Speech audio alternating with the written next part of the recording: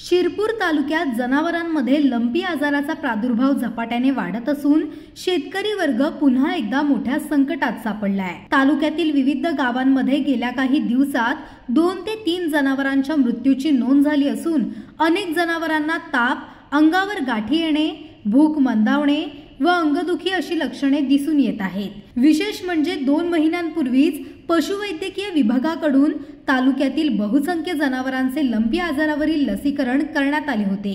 मात्र लसीकरणानंतरही आजाराचा प्रादुर्भाव वाढत असल्याने शेतकरी संभ्रमात आहेत। यामुळे लसीच्या कार्यक्षमतेवर प्रश्नचिन्ह निर्माण झाले आहे। लंपी आजारामुळे दूध उत्पादनात घट होत असून शेती कामासाठी वापरल्या जाणाऱ्या जनावरांची कार्यक्षमता कमी झाली आहे। काही शेतकऱ्यांना आपले जनावर गमवावे लागल्याने त्यांचे आर्थिक नुकसान मोठ्या प्रमाणात झाले आहे।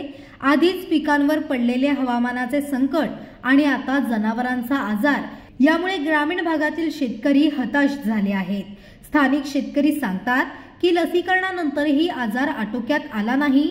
उपचारासाठी पशुवैद्यकीय अधिकारी येतात, पण औषधाचा पुरवठा कमी असल्याने सर्व जनावरांना उपचार मिळत नाहीत। काही गावांमध्ये तर पशुवैद्यकीय दवाखाने सुद्धा पुरेशा औषध साठ्याविना कार्यरत असल्याची तक्रार आहे।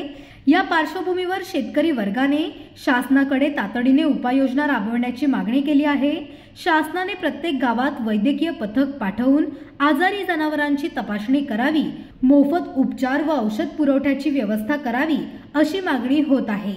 तसेच पशुवैद्यकीय अधिकाऱ्यांनी जनावरांच्या आरोग्याचे वेळोवेळी निरीक्षण करून रोगाचा प्रसार थांबवण्यासाठी जनजागृती मोहीम हाती घ्यावी अशी अपेक्षा व्यक्त केली जाते। शेतकरी वर्गावर ओढवलेले हे नवीन संकट लवकरात लवकर दूर व्हावे आणि शासनाने ठोस उपाययोजना कराव्यात अशी सर्वत्र मागणी होत आहे। नमस्कार, मी के.एम. राठोड, सहाय्यक पशुधन विकास अधिकारी, पशुवैद्यकीय दवाखाना तराडी। शेतकरी मित्रांना जाहीर विनंतीपूर्वक आवाहन करतो की जनावरांमध्ये सध्या लंपी आजाराचा रोग प्रादुर्भाव मोठ्या प्रमाणात चालू आहे। हा प्रादुर्भाव रोखण्यासाठी आपल्या जनावरांची योग्य ती काळजी घ्या। जनावरांना शक्यतो रात्रीच्या वेळेस किंवा दिवसा दूर करा। दूर करताना लिंबाचा पाला त्याच्यावर टाका। तसेच ज्यांना जनावरांना आजारी झाले त्यांना त्या कळपातून थोडं वेगळं करा व त्याची काळजी घ्या।